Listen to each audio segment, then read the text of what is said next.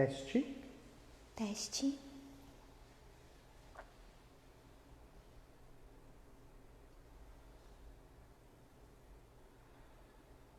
Teste. Teste.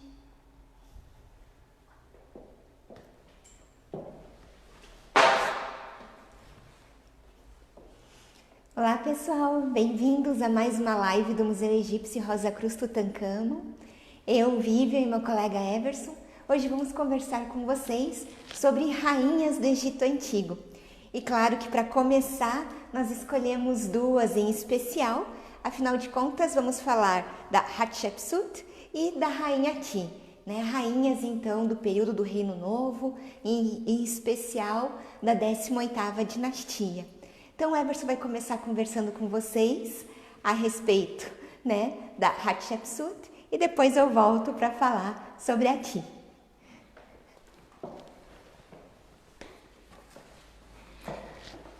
Olá pessoal, boa tarde.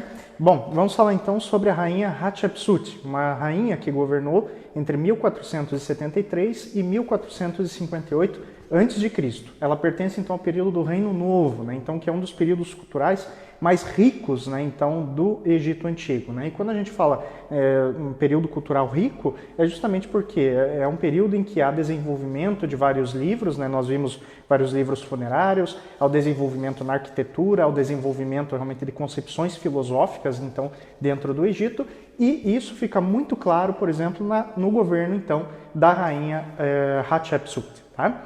Bom, para a gente poder falar então um pouquinho sobre essa rainha, né, então que aparece aqui neste busto, depois a gente mostra ele melhor para vocês, né, nós temos então que falar um pouquinho sobre a infância dela e na verdade sobre justamente os pais, né, então desta rainha e que dão essa configuração, vamos dizer assim, do reinado dela, né? Então por quê? Porque ela é uma rainha que se transforma em faraó, né? Então isso que é muito interessante, ela é muito conhecida muitas vezes como rainha faraó, né? Mas, primeiramente, ela é uma rainha, né? Então ela começa dessa maneira, tá? Bom, a família dela, né? Então é uma família chamada também de Tutmósidas, né? Mas estão dentro, então, dessa 18ª dinastia, que é iniciada aí com o período de expulsão dos Ixos, né? Então, do Egito, né? A partir daí nós temos o início do período do Reino Novo, né? Então, que é esse período em que nós vamos ter figuras muito famosas, né? Então, por exemplo, Tutancâmon, vamos ter Akhenaton, né? Os faraós Totmés, né? Então, são todos aí deste período, né? E, bom, com relação, então, a esse início do período do Reino Novo, né? É claro que ele não é iniciado, mas nós temos aí a figura de Amenhotep I, né? Então, que é um faraó da família Amósida, né? Então, da família dos Amés, né? E o que vai acontecer? Este faraó, o Amenhotep I, ele acaba morrendo sem ter um herdeiro, né? Mas ele tinha uma conexão, talvez muito importante, com um membro da corte que se chamava Totmés, né? Então, que virá a ser conhecido como Totmés I, né? Cara, esse é o nome de trono dele, né? E Totmés I, então, ele não tem uma raiz de família real, né? Mas, através das suas conexões com Amenhotep I, é onde ele acaba, então, assumindo o poder, né? Provavelmente ele deve ter casado também com uma parente muito próxima, né? Então, vamos dizer assim, desse faraó, o Amenhotep I, né? O que vai acontecer, então? O Totmés I, ele vai acabar, então, tendo todas as prerrogativas e tudo aquilo que um faraó deveria ter, né? Então, apesar dele não ser de linhagem real, né? E uma das coisas que ele vai ter para si é justamente um harém, né? E nesse harém ele vai ter a figura da grande esposa real, né? Então, ou seja, sua grande esposa, que vai estar diretamente junto com ele, né? Então, que no caso vai ser a rainha Amés, né? Então, primeira, e nós vamos ter também uma outra rainha chamada de esposa real, né? Então a gente já vê que ela tinha um grau hierárquico menor dentro do harém real, né? Que vai se chamar Mut-Nofret, né? E bom, o que acontece? Com relação então à primeira rainha, a grande esposa Amés, né? Junto com ela vai ser concebida Hatshepsut, né? Então ela é filha de Amés I com o faraó Totmés I, né? Agora, com Mut-Nofret, Totmés I vai ter um filho, né? Então chamado de Totmés II, né? E sabe-se também que Totmés I teve vários outros filhos também, que inclusive podiam ser mais velhos do que essas duas personagens. mas que acabaram aí falecendo muito tempo antes, então, digamos assim, do tempo de crescimento dessas duas personagens. O que vai acontecer, então, é que o Thutmose I, né, então, com a morte dele, né, então a Hatshepsut devia ter mais ou menos uns 12 anos de idade quando isso aconteceu, ela acaba se casando com seu meio-irmão, né, então com o Thutmose II.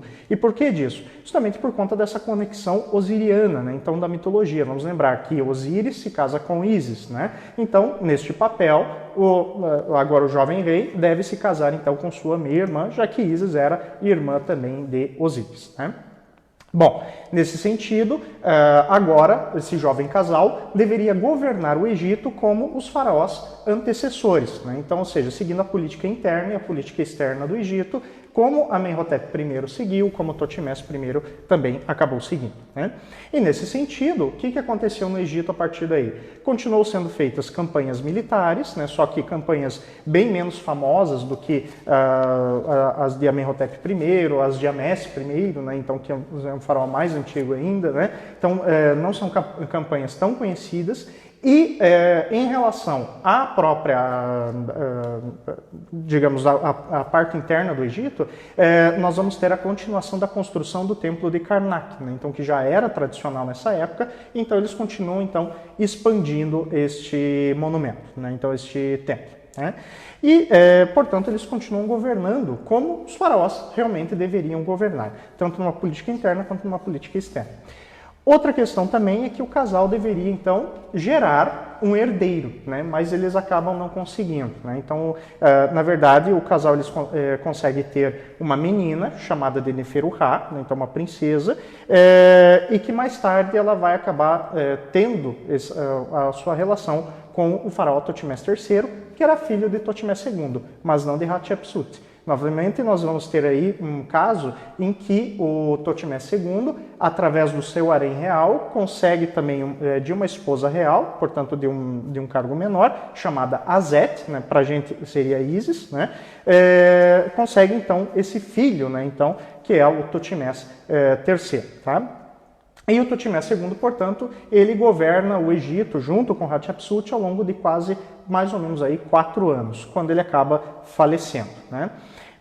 Nesse sentido, nós vemos aí que o governo de Thutmose II foi um governo realmente bastante curto, né? Então foi um governo realmente pequeno, em vista dos governos aí de outros faraós dessa mesma época, né?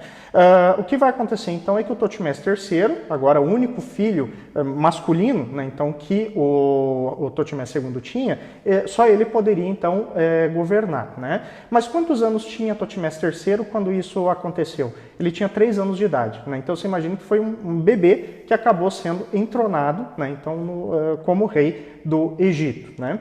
Agora, para que ele pudesse governar sem ser contestado, né, é onde então a Hatshepsut decidiu apoiá-lo, né, então vamos dizer assim, neste governo, né? E o que ela vai fazer? Na condição de grande esposa real de Thutmose II, ela acaba então se colocando como uma espécie de regente. Essa palavra no Egito não existia, mas a forma como a coisa toda era produzida, nós podemos entender como se fosse uma regente, né? E aonde então ela acaba governando em nome de Thutmose III, né? Então, Thutmose III estava ali então o tempo todo, né? Agora, com relação ainda a ela, Hatshepsut ela tinha um título sacerdotal, né? Então esse título era esposa do Deus. E o que acontece?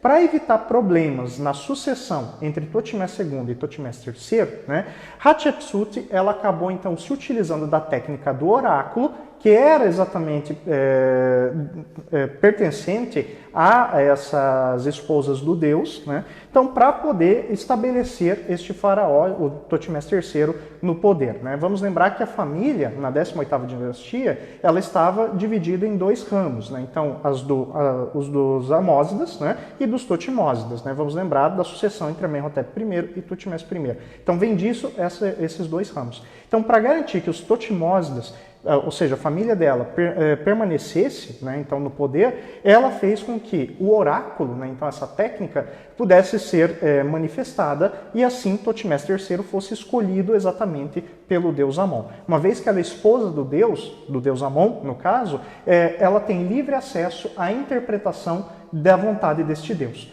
E, portanto, ela teria conseguido, através da técnica de oráculo, estabelecer Totimés III, ainda uma criança, no poder, né? Então, a partir daí, se começa um período que nós vamos chamar de corregência, né? Então, e ao longo de 7 anos, essa corregência, ela vai acabar, essa regência, aliás, ela vai acabar sendo promulgada, né? O que acontece também é que, dentro desse tempo, dentro desses 7 anos, Hatshepsut ela vai começar um processo também de modificação política e de modificação das próprias formas como ela era apresentada, né? Então, ou seja, a primeira forma de modificação que nós vamos encontrar é justamente num dos títulos que ela possuía, ou seja, Senhora das Duas Terras. Onde estava escrito senhora, ou seja, no determinativo feminino, né, passou a ser escrito o nome dela, seguido de Senhor das Duas Terras, né? Então, é uma primeira manifestação de uma transformação da figura dela para uma figura realmente faraônica, né? Visto que uma mulher não poderia se tornar faraó, mas ela conseguiu, através de, vamos dizer assim, de novas representações, né, e de novas ideias, trazer então essa figura faraônica para esse âmbito também feminino, né? Mas é claro que ela também teve que partir para esse âmbito masculino, né? E bom, conforme o tempo ia passando também, ela continuou fazendo então obras em nome também de Totimés III. Ele também acabava aparecendo, também muitas vezes como uma figura também adulta, justamente ao lado dela, né, então algumas vezes, fazendo oferendas em alguns templos, né? Então, por exemplo, no templo de Semna, né, ela aparece como aquela que reestabeleceu as oferendas do templo, né? E como que ela aparece fazendo isso? Ela já aparece com símbolos faraônicos, ela já aparece também numa posição também que não era feminina, mas uma posição também masculina, né? Muitas vezes também, em diversos relevos, ela já é apresentada com vestes que são femininas, mas que estavam ali, digamos assim, se esticando, né? Então, ou seja, é como se ela estivesse se transformando aos poucos, né, num verdadeiro faraó, né? E o que vai acontecer? A partir do 7º ano, então, de reinado de Totimés III, tem essa mudança política, onde ela acaba sendo estabelecida efetivamente como faraó. Aí toda a prerrogativa que ela possuiria como rei do Alto e do Baixo Egito, né? Então, ou seja, ela tem essa mudança. E a partir desse momento, ela tem um sistema de corregência. Se antes a gente tinha regência, agora nós vamos ter a corregência, né? Então, entre os governos de Hatshepsut e de Totimés III, né? E bom, esse governo em sistema de corregência, ele continuou existindo até o 22º ano de reinado, né? Então, claro, Hatshepsut, ela era mostrada nas estátuas, né, então como um homem, né? Nós podemos ver aqui, por exemplo, a barba, vemos aqui a coroa do Alto Egito, que eram usados apenas, né, então, pelos faraós, apenas pela figura masculina. Mas ela vai passar a utilizar também todas essas prerrogativas, né? Ela vai se vestir realmente como se fosse um homem. Se em vida ela utilizava esses aparatos, nós não sabemos, mas que ela utilizava esses aparatos para ser representada nos templos, isso realmente acabou acontecendo, né? Entre suas obras como faraó, né, também está aí, por exemplo, a questão da construção de 4 obeliscos no templo de Karnak. Vamos encontrar também, vamos dizer assim, em um dos pilones e também aí numa das colunas, representações dela com o pai, Totimés I, como se estivesse agradecendo a Amon por uma antiga corregência que nunca existiu, mas de maneira mitológica acabou acontecendo para que ela também pudesse governar, né? Vamos encontrar aí que ela também, já no final do reinado dela, mandou construir a Capela Vermelha de Karnak, que foi terminada depois pelo Totimés III, nos seus anos iniciais de governo solo, né? Então vamos dizer assim. E principalmente vamos encontrar o templo Djeser de Djeseru, que é o templo em Deir el-Bahari, né? Então o templo funerário de Hatshepsut, né? O que acontece? Nesse templo nós vamos encontrar então partes da infância, né? Então da Hatshepsut, mas talvez não uma infância que realmente tenha acontecido, mas talvez tenha acontecido justamente para legitimá-la no poder. Por exemplo, a parte em que ela é concebida. Aqui nós vamos encontrar a mitologia da criação da rainha, né? Então, ou seja, o momento em que Amon ele acaba se disfarçando de Totimés I, né? Indo até os aposentos da rainha Amés I, né? Então a mãe de Hatshepsut, e acabam concebendo juntos, então, a Hatshepsut, né? Então, ou seja, ela não seria filha exatamente de Totimés I, mas de Amon, vestido de Totimés I. Então, nós vemos essa conexão. Outra questão também é que o Amon, no final dessa mitologia presente em Deir el-Bahari, acaba estabelecendo ela como a rainha, ou como a senhora das duas terras, né? Então, ele fala isso nos hieróglifos, está ali presente, né? Nos hieróglifos e nos relevos deste templo, né?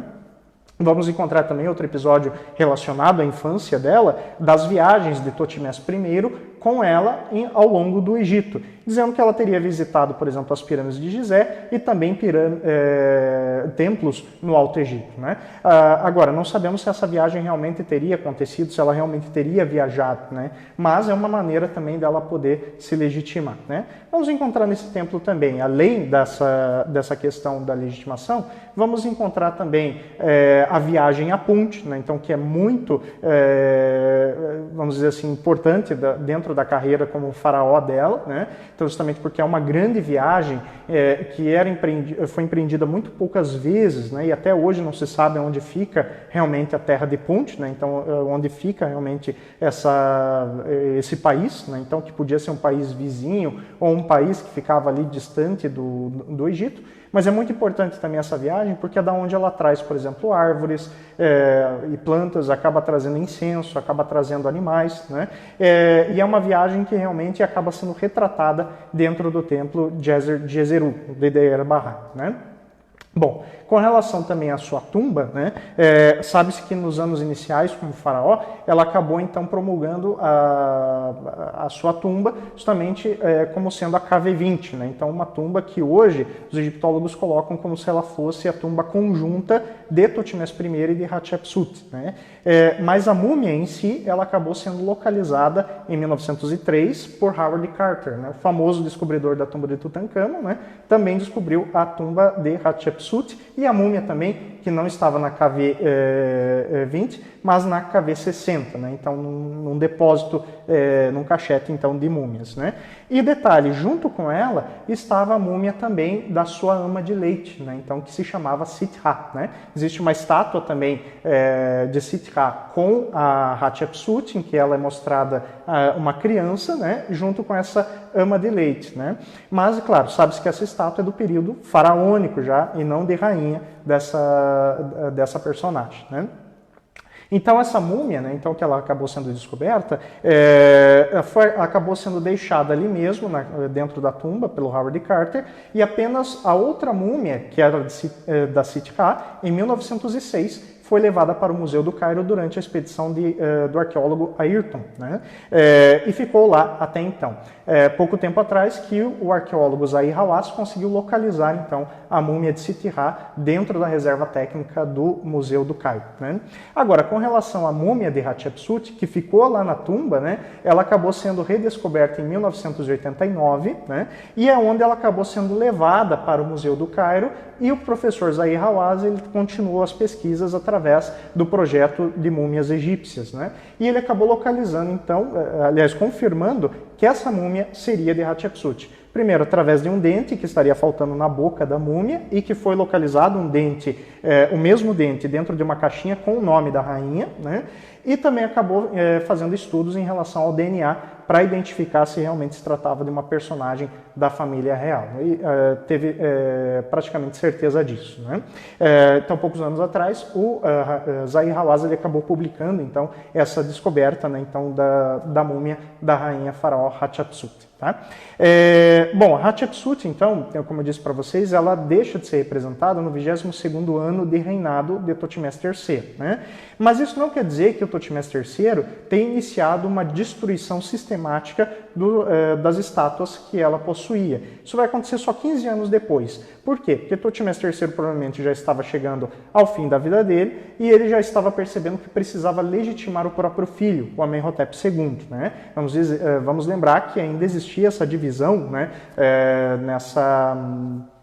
em relação a essa família. Né? Então, para evitar problemas na sucessão novamente, o Thutmose III decide destruir as imagens e a memória, então, da Hatshepsut. Né? Então, ele promulga aquilo que nós chamamos de damnatio memoriae, né? Então, ou seja, destruição da memória. Nesse sentido, as estátuas acabaram sendo quebradas e enterradas, os nomes da rainha acabaram sendo apagados. A única questão é que o corpo não foi destruído, mas também não possuía uma identificação certa. Né? Então, nesse sentido, ele promulga toda essa destruição. A própria construção também do seu templo funerário, logo do lado do templo de Deira, do Djeseru da rainha Hatshepsut, né? Então, que é o templo Djezeraket, né? Ele acabou sendo construído de maneira que ficasse entre o templo dela e o templo mais antigo, datado ainda do Reino Médio, que era do faraó Montuhotep II, né? Então, que ficava ali.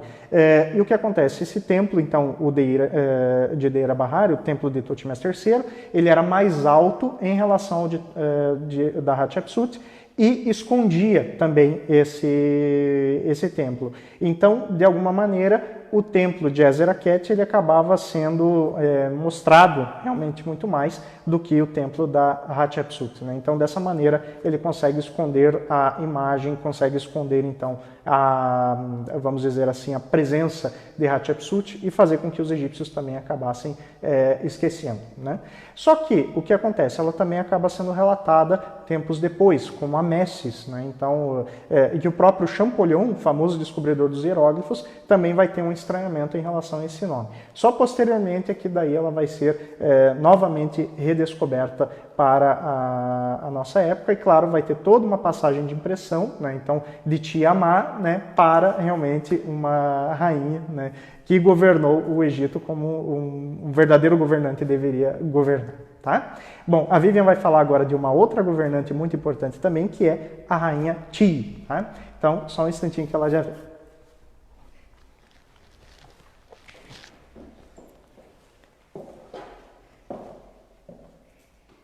Bom, gente, então, retomando, né, o que o Everson falou, então vou conversar com vocês sobre a rainha Ti, que foi grande esposa real, na verdade, do faraó Amenhotep III, que governou o Egito por volta de 1391 a 1353. Então, praticamente foram 39 anos de reinado deste faraó. Mas antes de começar a falar especificamente a respeito dela, gostaria que a gente pudesse pensar um pouco sobre a função das rainhas no Egito Antigo, né? O que eu acho bacana, eu e o Everson, a gente até conversava, né? Acho que não existe rainha mais completa na história, ao longo dos 3.000 anos de história do Egito Antigo, do que Hatshepsut, né? Afinal de contas, ela foi filha do rei, foi grande esposa do rei e foi rainha faraó, né? Mas o que acontece? Na verdade, o rei, ele sim, era o representante dos deuses na terra, né? Então, na verdade, ele era um ser divino que governava os homens. Isso não acontecia com a rainha. A rainha era uma mulher mortal.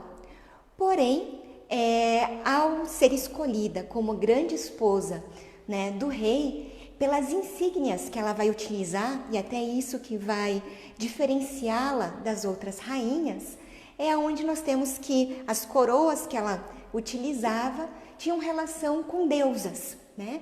Ou seja, nos momentos em que a rainha era representada na companhia do rei, ela é como se fosse uma companheira divina do rei na terra, né? Entre uma das principais coroas que nós encontramos, isso já desde o Reino Antigo, é justamente a que é em forma de abutre, onde você tem o próprio abutre na fronte, as asas que caem nas laterais da peruca, né, e o corpo do abutre. Lembrando que o abutre é uma representação da deusa do Alto Egito, né, Nekhbet, e que possivelmente, então, esse toucado, essa coroa utilizada pelas rainhas desde então, estava relacionado a esta própria deusa. Ou então, como também foi encontrado em diversos momentos da história egípcia, a rainha utilizando a dupla Uraeus, que faz relação a uma outra deusa, que é a deusa Wadjet, que é a deusa do Baixo Egito, né? Então, ou seja, embora ela seja uma mulher mortal, mas que acompanha, né, ou que na verdade apoia o próprio rei durante o seu governo, né? Nós não sabemos até hoje ao certo como a rainha era escolhida. O Everson comentou com vocês quando falou de Hatshepsut, do casamento dela até mesmo com Tutmés II, né, desses casamentos entre irmãos ou entre meio-irmãos, e que teria uma relação com o próprio mito de Ísis e Osíris, né, com o mito da cidade de Heliópolis. Então, com certeza, muitos desses casamentos, eles serviam justamente na própria figura real em manter aquilo que o próprio mito dizia. Porém, nós não podemos dizer que isso foi uma regra. Afinal de contas, a própria Ti não tinha origem real, né? E entre outras rainhas, né, que acabaram se tornando nessa posição de grande esposa real, ou seja, a principal esposa do faraó, elas têm muitas vezes origem incerta. É o caso, por exemplo, o próprio Tutmés III, né, o sobrinho da Hatshepsut, a sua grande esposa real, também não tinha origem entre a realeza, né? Então, nós não podemos afirmar categoricamente que apenas os reis se casavam com irmãs ou meias-irmãs. O que nós sabemos é que entre as mulheres que estavam no círculo próximo do faraó, nós temos a sua mãe. Então, é claro que a mãe, como grande rainha, ela vai acabar tendo um papel importante ao longo do governo de um determinado rei, a sua grande esposa real, e também nós temos as próprias filhas, né, dos faraós, que muitas vezes acabam sendo representadas junto do rei em alguns ritos, né? No caso do próprio Amenhotep II, nós temos a primeira filha do casal em relação ao próprio Amenhotep III, nós temos, né, como filha dele com a Ti, a princesa Satyamon, que muitas vezes vai ser representada junto do seu pai em alguns ritos, né? Então, nós também temos essa presença das filhas dos reis nesse círculo próximo a ele, né? E uma outra coisa importante para a gente falar também, antes de irmos especificamente para a história de Ti, ou daquilo que nós podemos saber a respeito da sua vida, é que nós não temos como falar como essas rainhas realmente eram ou como lidavam com as situações. Por quê? Porque as fontes que nós temos a respeito da vida dessas mulheres, elas são fontes oficiais, fontes que vão demonstrá-las no seu papel, né? Ou seja, como grande esposa real, geralmente na companhia do seu esposo, né? E muitas vezes sem um papel específico, né? Elas estão geralmente paramentadas com as insígnias que as diferenciam de outras mulheres, porém o que nós sabemos a respeito delas geralmente é o nome, o título, né? E a forma como são representadas junto dos seus maridos reais. Então, nós não temos como construir uma história e dizer que foi uma mulher assim ou assado, né? Porque nos faltam fontes a respeito disso, né? Então, nós vamos conhecer a vida dessas mulheres e também dos reis, na verdade, a partir da representação oficial do Estado egípcio.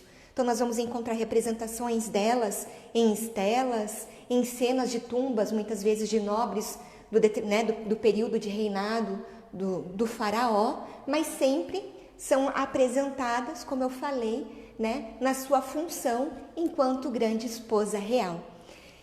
Bom, falando essas questões, então agora podemos especificamente comentar a respeito de Ti, né? Por que nós falamos então a respeito dela enquanto uma rainha extremamente importante, se nós pegarmos esse período do Reino Novo, né?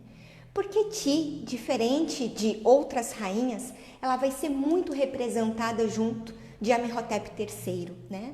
Na verdade,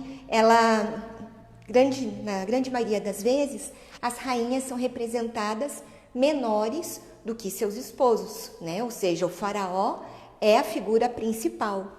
E o que acontece é que Ti, ela é representada muitas vezes semelhante, no mesmo tamanho que Amenhotep III.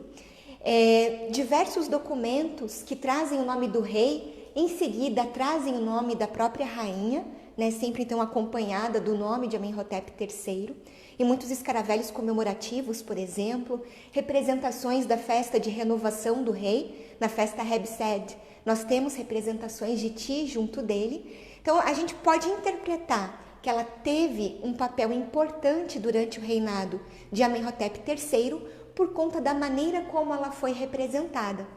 Tanto que no Museu do Cairo ainda, né, não no novo grande museu, mas no Museu do Cairo mesmo, na primeira sala, ao entrar, você vê um grande colosso de Amenhotep III e Ti sentados lado a lado em postura de igualdade, né? Então, isso com certeza já transmitia a própria ideia relacionada à rainha. O que nós também sabemos é que, diferente, como eu comentei com vocês, que muitas vezes as esposas que não têm origem real, nós não sabemos ao certo a sua origem, de Ti é possível saber, porque foi encontrado a tumba dos pais dela, justamente na região do Vale dos Reis. Aí nós temos um outro diferencial, né? Os pais da rainha tiveram a honra de serem enterrados, né, na necrópole oficial dos reis do Reino Novo, ou seja, no Vale dos Reis. Então sabemos que seu pai se chamava Iuia e que sua mãe se chamava Tuia, e que que eles provêm justamente de uma cidade do Alto Egito, uma cidade dedicada em especial ao culto do deus Min, chamada Ahrim, né? Então nós temos aí como saber ao certo a origem de Ti.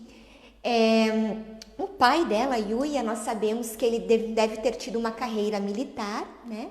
E os títulos que a mãe, né, de Ti tinha, que no caso é a egípcia chamada Tuia, ela vai ser, por exemplo, sacerdotisa do deus Min. Nós só não sabemos se esse é um título que ela já tinha antes ou se ela passou a receber depois do casamento da sua filha com o rei, né? A própria Ti casou-se bastante cedo, data-se que ela casou-se possivelmente entre os 11 e 12 anos, né, no segundo ano de reinado de Amenhotep III. E ela vai, na verdade, vai acabar vivendo bastante, tanto que ela tem uma influência também no reinado do próprio filho, do faraó Akhenaton, ou Amenhotep IV, né? Então, na verdade, Ti, além de esposa de Amenhotep III, é mãe de Akhenaton e avó de Tutankhamon, né? Então, faz parte dessa linhagem mesmo da 18ª dinastia. E uma outra característica também relacionada a Ti é com relação a essa coroa que nós estamos observando aqui. Se eu comentei com vocês que uma das questões que demonstram a função da rainha são as suas insígnias, uma delas eu falei para vocês que é a coroa de abutre, e a outra é a dupla coroa de falcão, como nós temos aqui, né? Só que o que acontece? Ti vai ser a primeira rainha a utilizar não apenas a dupla coroa, a coroa com a pluma dupla, né? Mas também tendo um disco solar com os cornos bovídeos. O que nos lembra essa coroa? Nos lembra justamente a deusa Hathor. Nós temos que lembrar que Hathor é filha de Ra, né? E além de ser filha do deus Ra, ela também é consorte de Horus, né? Horus é o deus que governa o Egito, é o deus que herdou o trono do Egito e que o faraó representa. Então, Ti, ao utilizar essa coroa, na verdade ela está fazendo uma referência direta à própria imagem de Hathor. E na verdade, nessas representações, se identificando a própria deusa, né? E nós vamos encontrar depois do período dela outras rainhas portando essa mesma coroa. Porém, a primeira delas é justamente Ti a utilizá-la, né? Então, com certeza, isso também conta para nós essa própria função que ela exerceu durante esse período.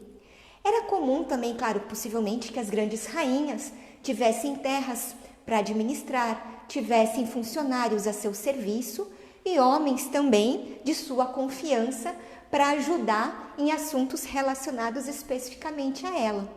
Nessa ideia de deificar um pouco a própria figura, né, da rainha, nós temos que Amenhotep III construiu então um templo também para a própria rainha.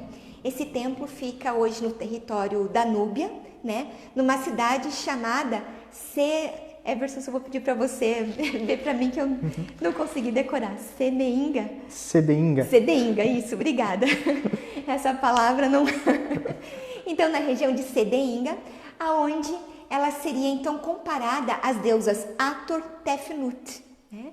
Então, pensem também que isso é uma característica muito rara para as rainhas.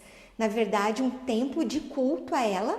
Claro, nós vamos ter outras, né? Por exemplo, a própria Nefertari, depois com Ramsés II.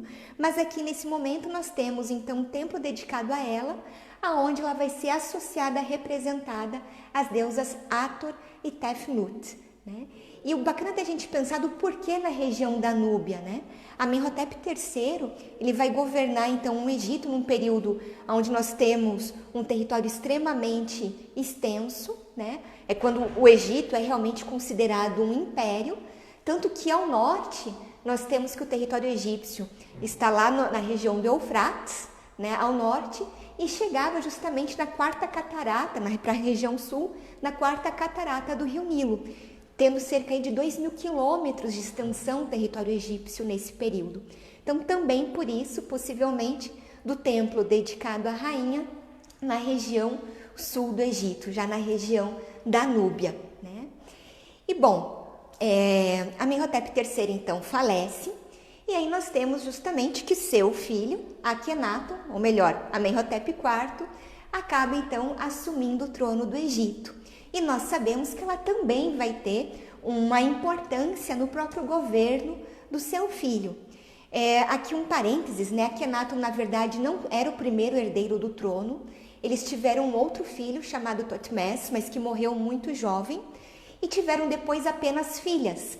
Então, mais ou menos, acredita-se que eles tiveram, num total, entre 7 a 9 filhos, né? Mas foram 2 homens. Então, Totmés morreu cedo, e aí coube, então, a Amenhotep IV, né, tornar-se herdeiro de seu pai. E como nós sabemos, Amenhotep IV, então, ele acaba mudando a religião egípcia, muda a própria capital egípcia, né? Então ele estabelece o culto ao deus do disco solar, ao deus Aton, ao deus único, né? Cria uma nova capital no centro do Egito, Akhetaton, e nós sabemos que Ti acompanha Akhenaton também na própria cidade. Por quê? Nós temos tumbas de nobres que representam a própria rainha em Akhetaton. E inclusive até mesmo o faraó Akhenaton dedica um pequeno templo à própria Ti. E uma outra documentação muito importante que nós temos e que nos revela muito a respeito dela provém das chamadas Cartas de Amarna. As Cartas de Amarna, na verdade, são contatos diplomáticos com reis, principalmente asiáticos, tanto que são documentos que foram escritos na língua acadiana, que, digamos assim, na época era a língua diplomática, né, do mundo antigo nesse período, e aonde uma em especial nós temos que é direcionada para Ti, né? Ou seja, um rei de Mitanni direciona essa carta justamente à rainha. Uma coisa que basicamente era quase impossível, né? Um rei se dirigir a uma rainha, né? Mas e por que ele faz isso? Então nós sabemos por essa carta que, na verdade, Akhenaton já devia ter tido algum outro contato com o próprio rei de Mitanni, porém não agradou os acordos ou o que Akhenaton havia oferecido a ele, tanto que esse rei endereça a carta justamente a Ti, pedindo para que ela agisse como testemunha e que orientasse o seu filho a fazer então o que o marido dela, Amenhotep III, havia combinado, né? E que possivelmente Akhenaton não estava cumprindo com aquilo que deveria ter sido realizado, né? Então ele pede para que a rainha interceda, né, em relação à própria decisão do rei. E aí então a gente pode pensar, se nós temos um rei estrangeiro que tem conhecimento da rainha, com certeza durante o governo de Amenhotep III e também de Akhenaton, ela deve ter tido um papel diplomático e administrativo bastante importante também. Então, o que faz dela realmente, né, uma grande esposa do rei, e também, né, uma rainha mãe do rei também, né? Sobre a morte de Ti, acredita-se que ela deve ter falecido por volta do ano 14 de reinado de Akhenaton. Agora, nós não sabemos se, na época da sua morte, ela se encontrava ainda em Akhetaton ou havia se dirigido para alguma antiga capital do Egito, como Tebas ou Mênfis, né? Nós sabemos, na verdade, possivelmente, né, ela tenha sido enterrada na tumba de seu marido, ou seja, na região do Vale dos Reis, na tumba de Amenhotep III, porém, a sua múmia foi encontrada na KV-35, que era a tumba de Amenhotep II, que na verdade foi utilizada como um esconderijo e foi encontrada na verdade em 1898 por um arqueólogo francês chamado Victor Loret. Agora, a gente só tem certeza que realmente a múmia dela estava lá a partir de 2010. Então, muito recentemente, que nós podemos afirmar com certeza de ter sido encontrada a tumba de Ti. Por que isso? Na verdade, já havia sido relacionada uma múmia que foi encontrada então, na tumba de Amenhotep II, chamada de a Senhora Mais Velha, né? E a Senhora Mais Velha foi assim chamada porque estava ao lado da múmia de um garoto e de uma múmia feminina mais jovem. Só que sem noção nenhuma de quem seria essa Senhora Mais Velha. E a múmia dela, na verdade, tem um grande, né, os seus cabelos extremamente compridos. Quando a tumba do Tutancâmon foi descoberta em 1922, entre os vários objetos que encontraram na tumba dele, havia justamente diversos pequenos ataúdes. E dentro de um desses ataúdes foi encontrado um cacho, né, na verdade, um maço de cabelo, que tempos depois, então, alguns arqueólogos relacionaram com o cabelo da múmia, né, que seria justamente a Senhora Mais Velha, que estava nesse esconderijo real, que foi a tumba de Amenhotep II. Claro que alguns concordaram, outros nem tanto. Porém, em 2010, foi possível fazer, então, os exames em DNA do cabelo, tanto que estava na tumba de Tutancâmon, né? E que também, uma coisa muito importante, nesse ataúde trazia o nome de Ti. Então, é por isso que a gente pode afirmar, né, que esses cabelos seriam dela.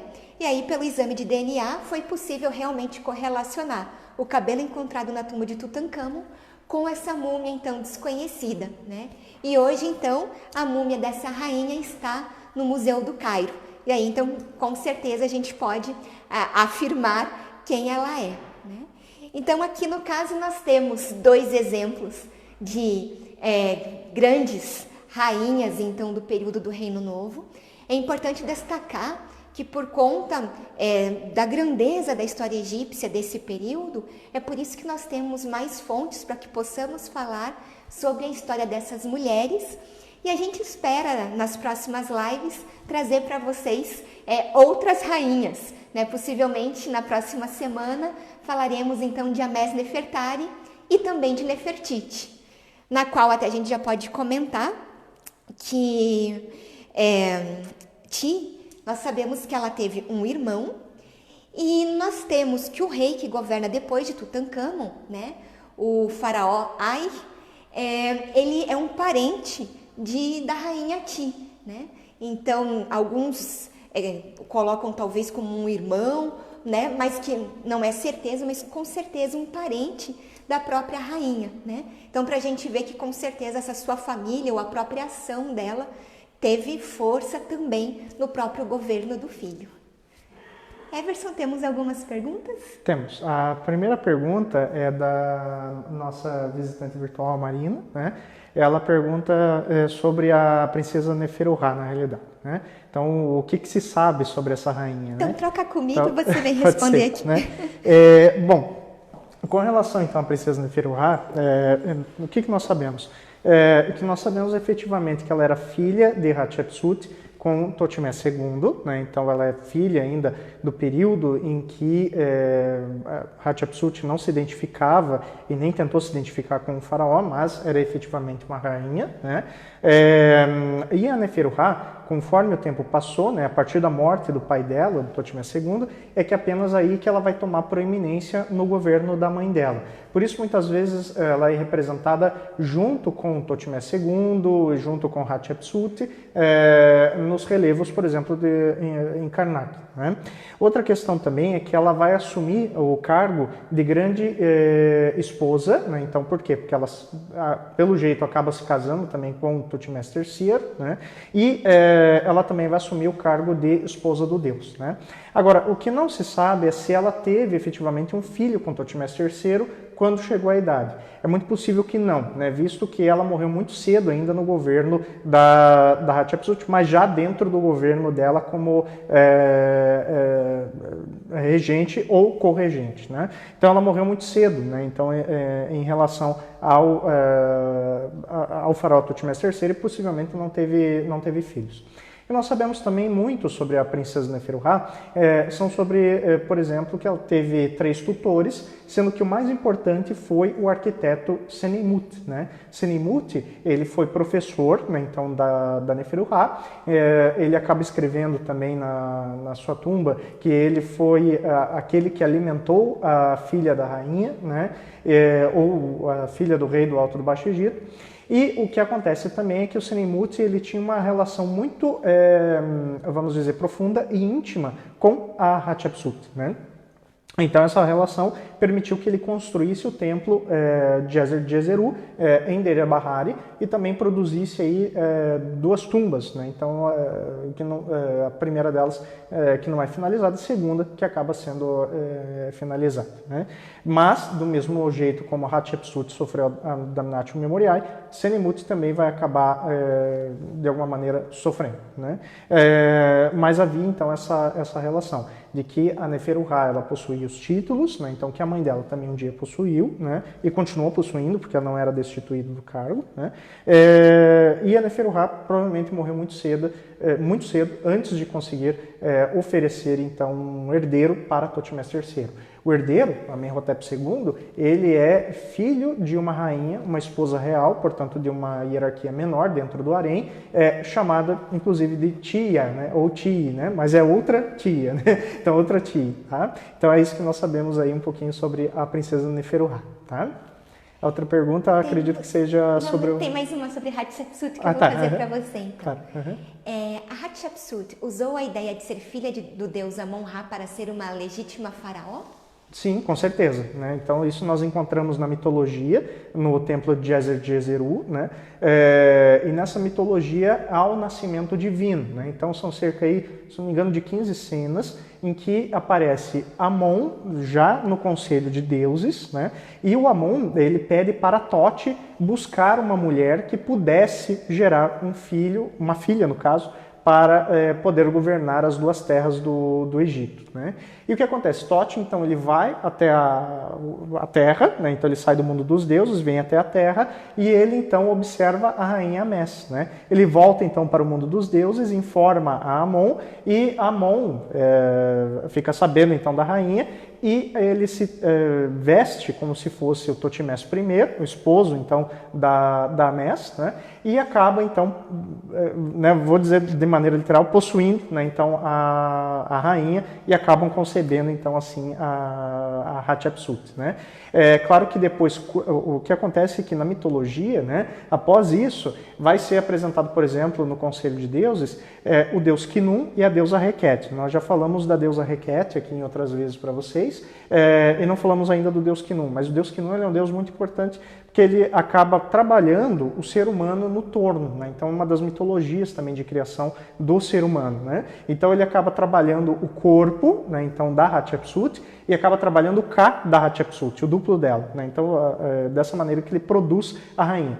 Quando ela está pronta, quem assopra a vida para dentro da Hatshepsut é a deusa Rekhete, a deusa em formato de sapo que dá a vida para as crianças, né? Então, no momento do nascimento.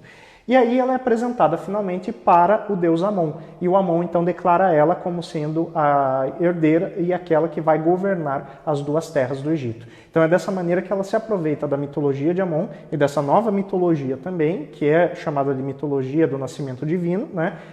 Coloca isso no templo funerário de Deira Bahari e estabelece realmente que ela poderia legitimar, poderia governar o Egito. Essa mitologia não vai parar por aí, outros faraós vão usar também, a exemplo de Amenhotep III. Ele também utiliza a mitologia do nascimento divino de alguma maneira para poder legitimar o próprio poder também. Tá?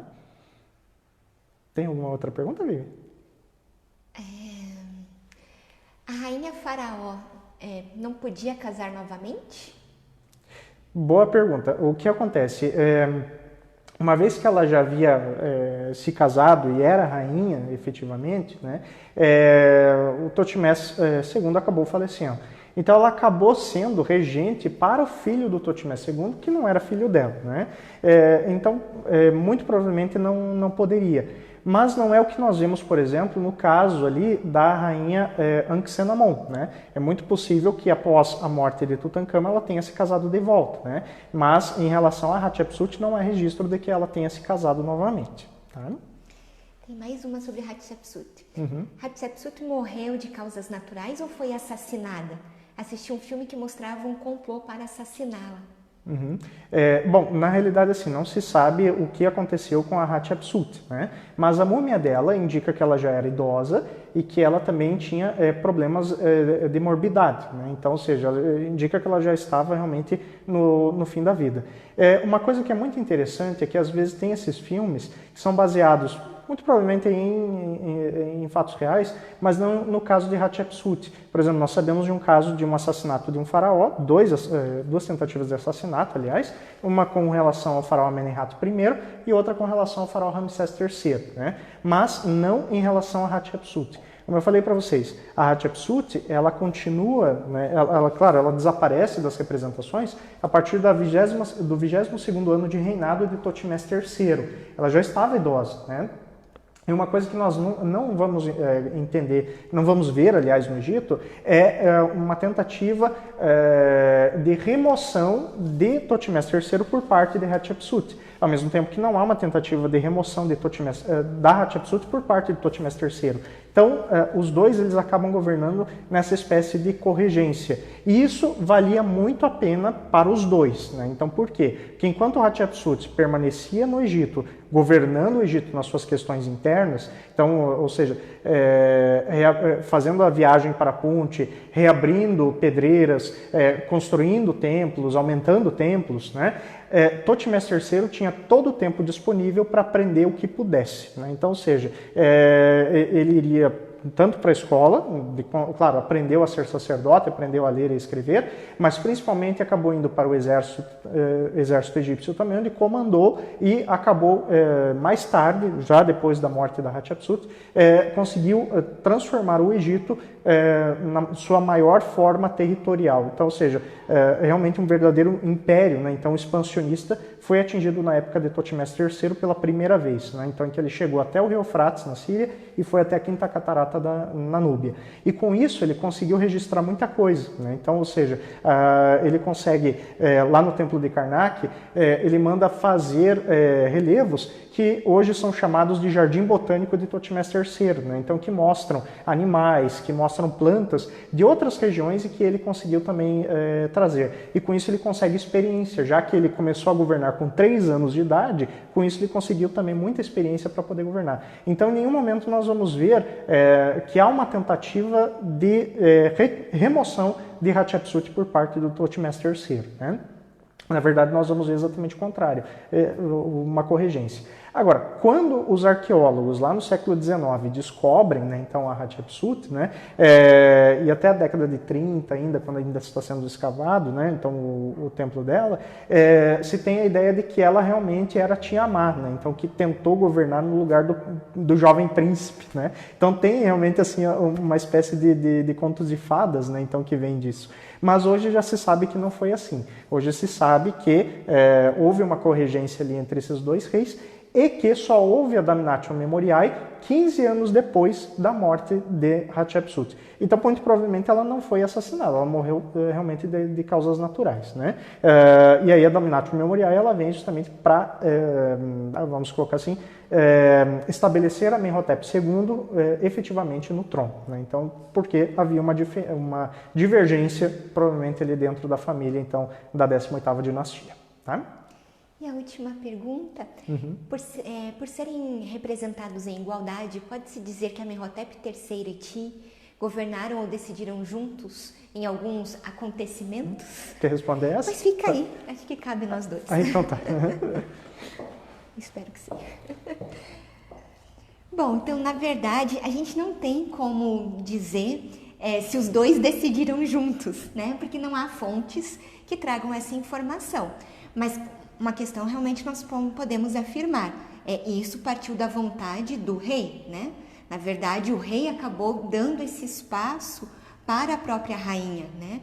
Tanto que, como nós comentamos, nós temos escaravelhos comemorativos, aonde nós temos que o rei, né, traz logo após o seu nome, o nome da sua grande esposa real.